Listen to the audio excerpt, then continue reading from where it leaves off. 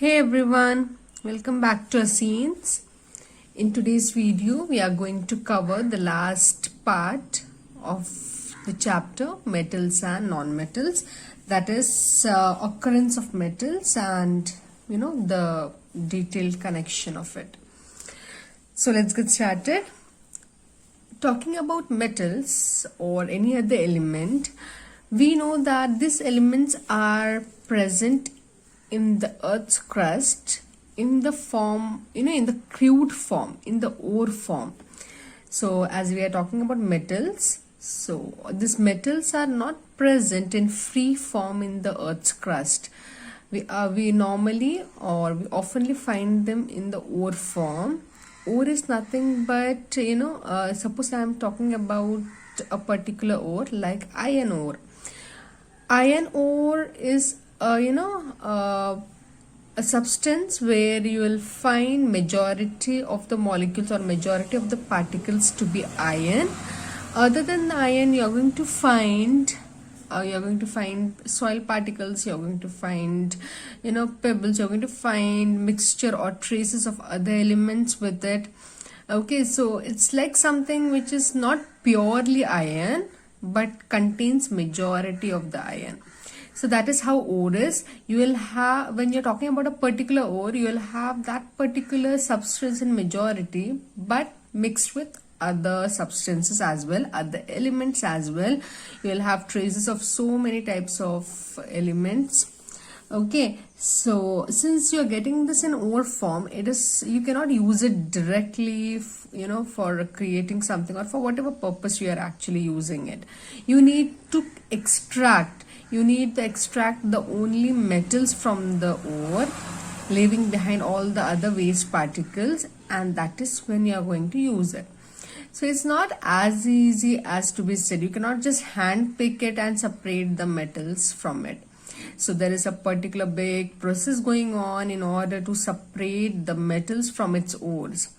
And this particular process is different for different metals. That is depending upon their reactivity series. Reactivity series we have seen in our last class. If you remember, you can check in the part 1 video. Okay, so this is a reactivity series. As you know, according to this arrangement, if you go downwards, the reactivity or the reactiveness decreases. The initial elements over here are very much reactive. The central elements are moderately reactive, whereas the lower ones are the least reactive elements. Now, depending upon this, your type of ores will also differ. Like as I said, the lower ones are the least reactive ones. This particular ores, they are normally not mixed. They will have only certain particles, okay, which can be easily separated. Other than that, they won't react much. That is the reason why they are not, they don't have much of the gangue part. Chemical separation is very less over here. Here obviously you will have, okay, there is a lot to separate, and here as I said, this particular ones are even, you cannot leave it exposed to air. They will even react with the air present around it. So these are highly reactive, hence separation of them requires a more modified method. So we are going to see all of it one by one. Okay, to make things easier, we have, they have in your textbook itself, they have given you this particular chart. Okay, since I believe it's not as visible, so we'll take this one. So, suppose we are having a ore, okay, whatever kind of ore, whatever metallic ore it is, the first step is concentration. Now, what is concentration? Concentration is nothing but separation of the gangue particles. What is this gangue now? The waste, the pebbles, the soil particles, the mud particles, the impurities which you have on the metals, that is nothing but gangue. To separate it, we call it as concentration of ore. And the best method, the most oftenly used method is water. Okay, not in all the cases, not in all the metals, but in certain ones. But in certain type of metals, like for the least reactive and moderately reactive ones, we can use water, where you crush the ore particles and you wash it. Okay, so that whatever particles can be washed out just by water, it is cleaned thoroughly. Or as for other metals, there are some other methods which they have not dealt with here, so I won't go in detail. Okay, so here concentration of ore is nothing but just separating the gangue particles. Gangue particles, here the definition, see here, the large amount of impurities such as soil, sand, etc. which are present on the ore, which can be separated, they are called gangue. You know, hand picking method is also used, okay, most of the times. So it depends upon the metal to metal. Okay, now after the concentration of ore, you have got three different aspects over here. Metals with high reactivity, what is going to happen? Metals of medium reactivity, what is going to happen? And lastly, metals of low reactivity, what is going to happen to them? So what we are going to do is, we are going to start with the lower one, since it's the easier one over here. So we'll start with this and then we'll go on. Okay, so metals of low reactivity. Metals of low reactivity, the best examples are gold, silver and mercury. So this metals, the ore, the type of ore which they are present in, they are normally sulfide ores. Okay, gold is present in sulfide ore, silver is present in sulfide ore, and mercury is also present in sulfide ore. Now, to separate sulfide ore, or to actually convert sulfide ore to, for extraction, to extract, suppose I'm talking about gold. I have got the sulfide ore of gold. Okay, so I need to extract gold from it. So the first process what I'm going to do is roasting. What is roasting? Roasted chicken, you hear roasted, most of the time when you hear roasted, you connect it to the food. So what is actually happening in roasting? You are heating it, you are burning it in the presence of air.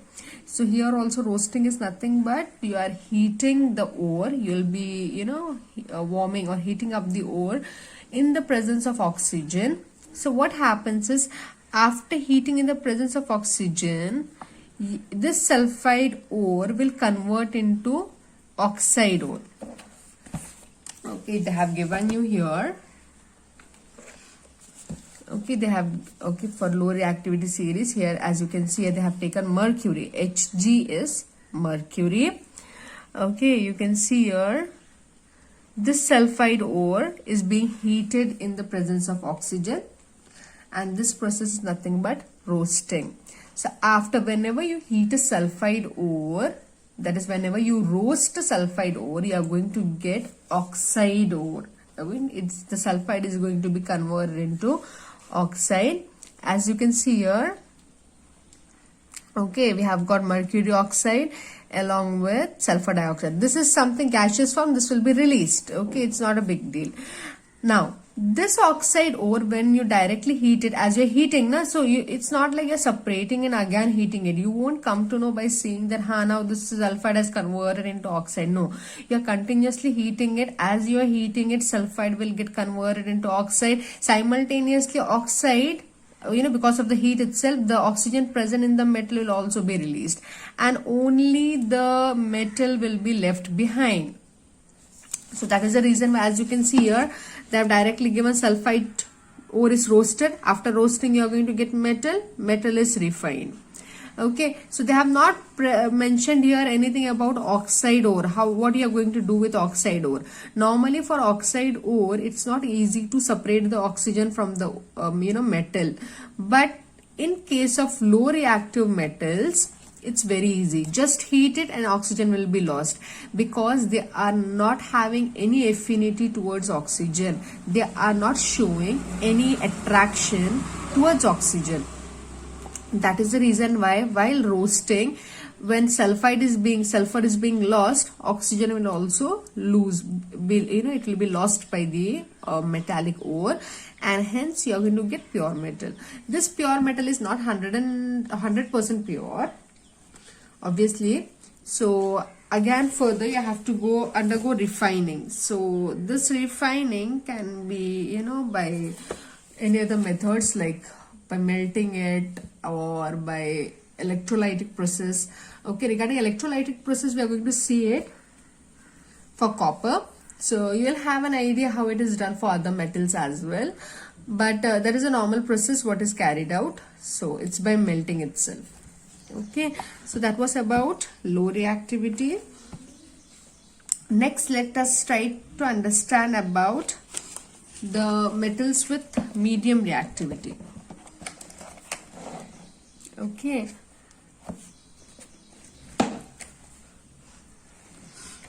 So, metals of medium reactivity. In case of metals of medium reactivity, you get two types of ores: carbonate ore, sulfide ore. Okay, like for example, here zinc carbonate, here sulfide. Okay, so there this one is not applicable. HGS, ZNS we are supposed to take. Okay, okay. So now what happens here is, in case of carbonate ore, what you are supposed to do is you are supposed to undergo calcination.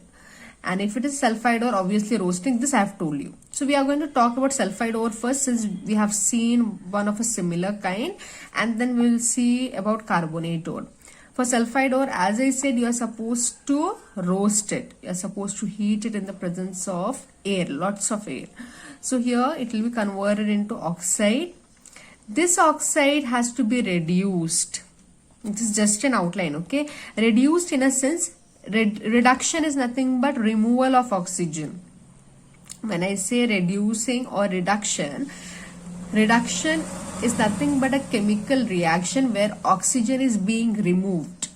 Okay, so from this oxide of the metal, oxygen is being removed. After removing oxygen, again the purification of metal, that is whatever little impurities might be or the traces of impurities might be left behind, those has to be separated by some other advanced method. So here we are going to see it with a particular reaction here. Okay, so here you can see, okay, ZnS, that is your zinc sulfide. As I said, for sulfide ore, we are going to undergo roasting. So after roasting, you are going to get zinc oxygen along with sulfur dioxide. This is released. Okay. Now, this zinc oxide, okay, this zinc oxide has to be reduced. So for reducing, in case of middle reactivity series of the middle elements, by just heating, oxygen is not going to be lost. Here you need to use a particular reducing agent to separate the oxygen. So here we are using coke. This is a pure carbon form. This coke, when you're heating the zinc oxide alongside with this coke, it is going to, okay, so this coke is going to extract this oxygen, and see here, this carbon monoxide is separated and you are going to left behind with this zinc. As I said, this zinc, this is the process, nothing but a reduction. Okay, now this zinc is, though 90%, 90 above percent, it is going to be pure. Furthermore, purification is required by some other substances, that is by some other method, like electrolyting, refining is also a very good method. We have got so many methods for purification, okay, for ultra purification. So that particular method will be utilized. Now coming to the case of carbonate ore. Okay, here again I am going to take zinc carbonate, the same element we are going to select. Okay, so now zinc carbonate, what happens here? We are not going to undergo roasting. Instead, we are going to undergo calcination. Calcination is nothing but heating in the absence or very little amount of air. If you are supplying air, then it is very little amount, or else nil. Air is absent. So in such a form, when you are heating the ore, we call this process as calcination. Roasting was heating in the presence of air, abundant air, whereas calcination is heating in the absence of air or limited amount of air. So now after heating here, what will happen is you are going to get oxide again. This carbon, see, our main aim here is this carbonate or sulfide, whichever ore we have, we want it to convert into oxide. Okay, see this after calcination, carbonate ore will become oxide. Here also it was going to convert into oxide. So now this oxide will again be reduced and purification. So same process here. Okay, so as I have see for calcinification or calcination, zinc carbonate is being heated, no oxygen. See here, in this case you had oxygen, here no oxygen, and because of the absence of oxygen, whatever carbon and oxygen are present here, it will be separated as carbon dioxide, leaving behind only the oxygen required for converting it into zinc oxide. So we are just heating it in the absence of air, and here carbon and oxygen will be separated as carbon dioxide, and only will be left behind is zinc oxide. Now this zinc oxide and this zinc oxide is almost the same, and the same thing will happen here. We are using coke to reduce it, and we are going to get carbon monoxide separated. Okay, this is a gaseous form, and this is what we need. Okay, moderately pure element. This again further is subjected to purification. Okay, so that is about middle reactivity. Okay, middle reactive elements. Next we are going to talk about the highly reactive elements. How do we do it? So in this case, as I said here, you cannot undergo roasting or calcination.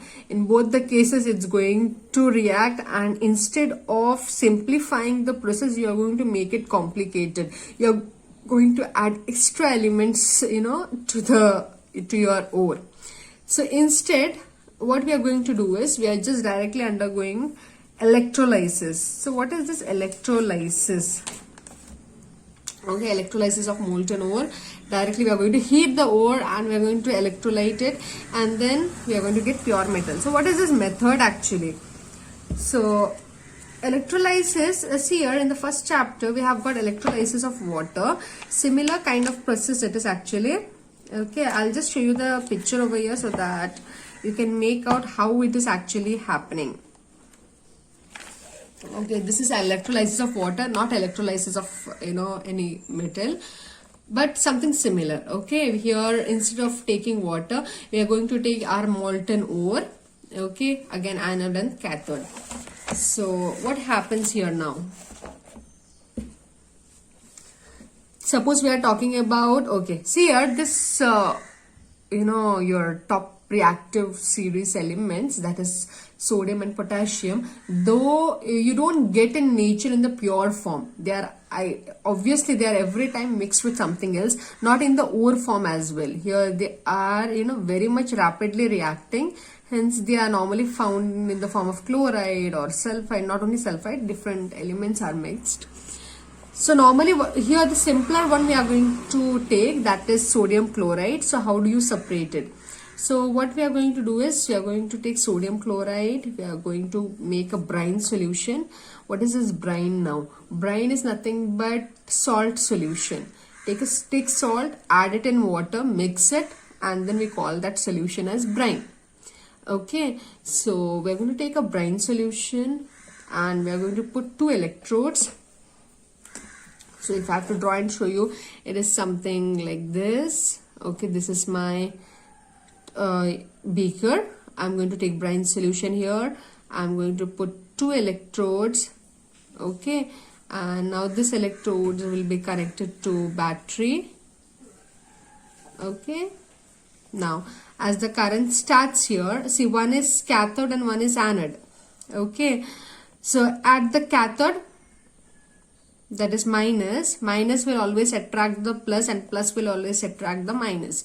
We know that sodium, since it is a metal, it is a plus. So plus will be reaching the minus. That means whatever sodium is present here, it will start to go and deposit. Because of the attraction, it will go on depositing on the cathode, whereas all the chlorine will be attracted and deposited on anode. So how it is going to happen?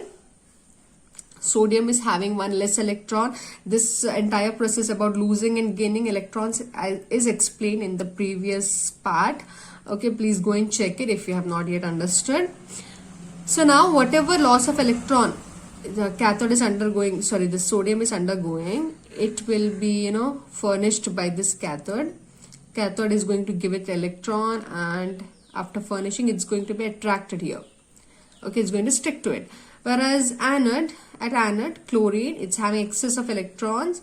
This is going to lose electron, and okay, anode needs electrons. Okay, because of the positivity here, it is having less electrons, so it will be attracted here, and the electrons, because of the attraction force, chlorine will be deposited here. So here only the pure forms will be deposited. Only sodium will be deposited here, only chlorine will be deposited here on the anode part, and that is how after the entire process, when you separate it out, this will have only sodium, this will have only chlorine. So this is the best way to separate your sodium and potassium and calcium till some extent. This is the normal method which we use. So electrolysis method.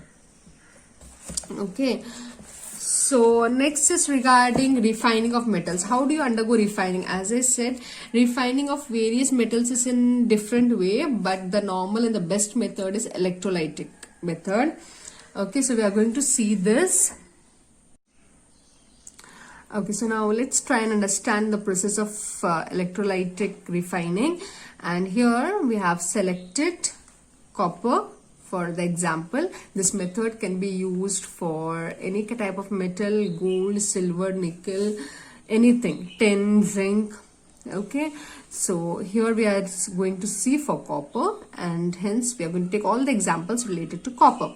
So the first thing what we need to see is, here we have got a tank, a rectangular tank. Inside this tank, 2 rods are added. These rods are connected to a switch, battery.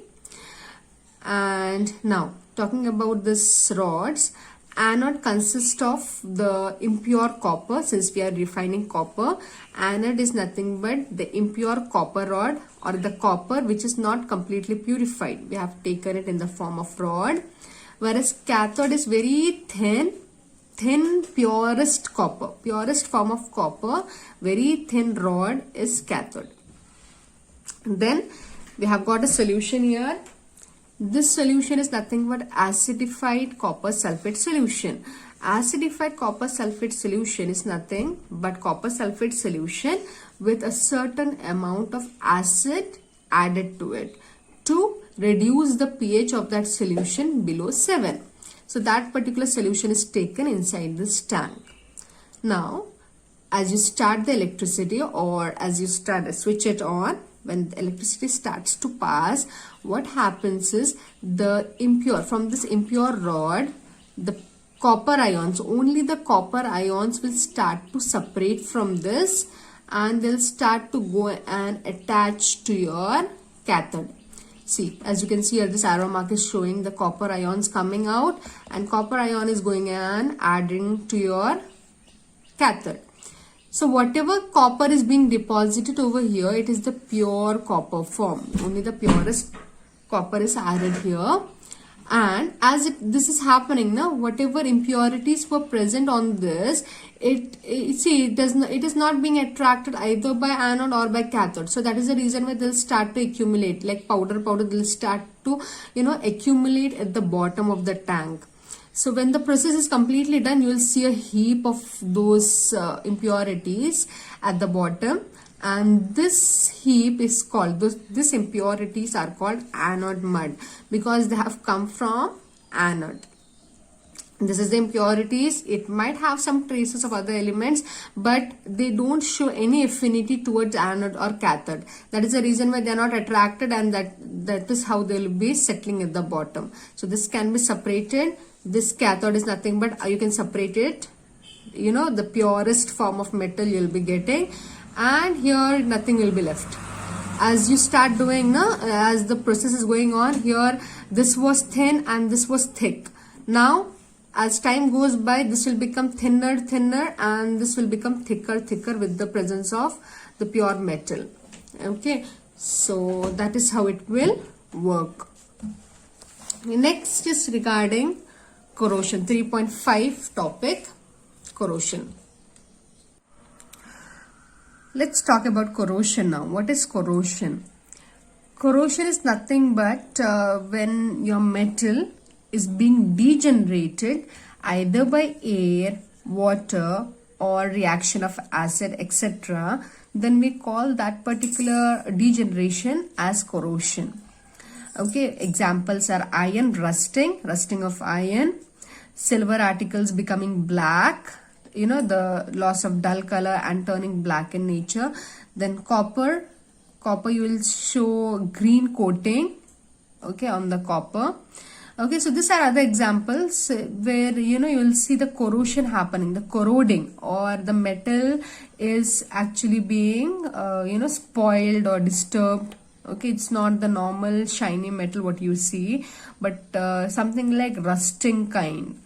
Rust is something which is used only for iron, but for other elements we use different words, but rust is normally only for iron. And together, when you see such kind of things happening to other metals, we can term it under one common name, that is corrosion.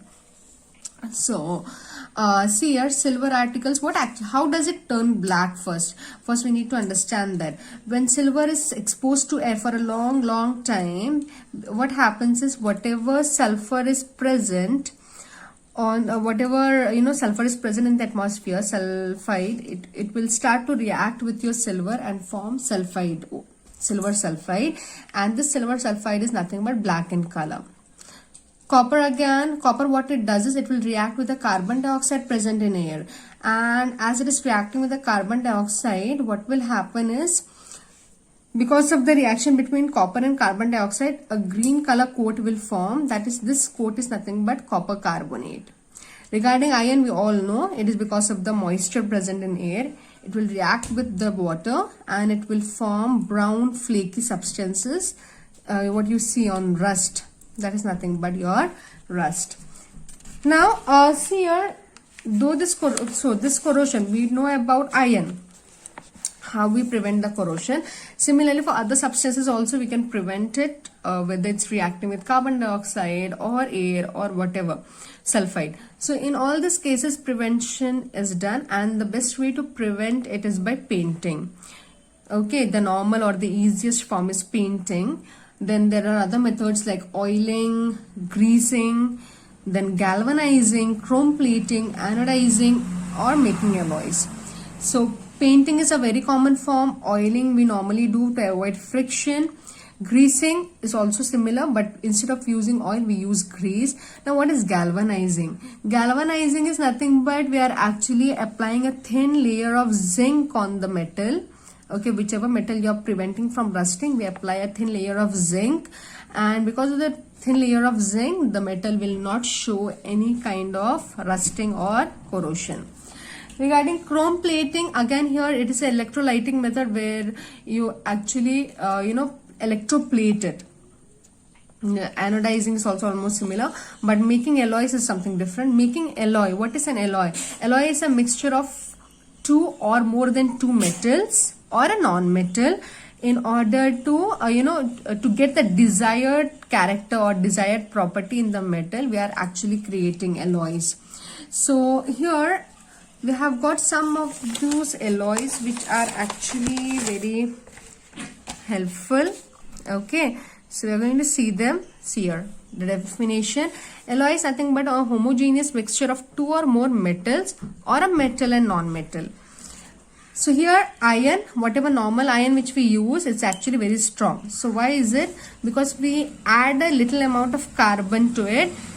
This addition of carbon will make iron very strong.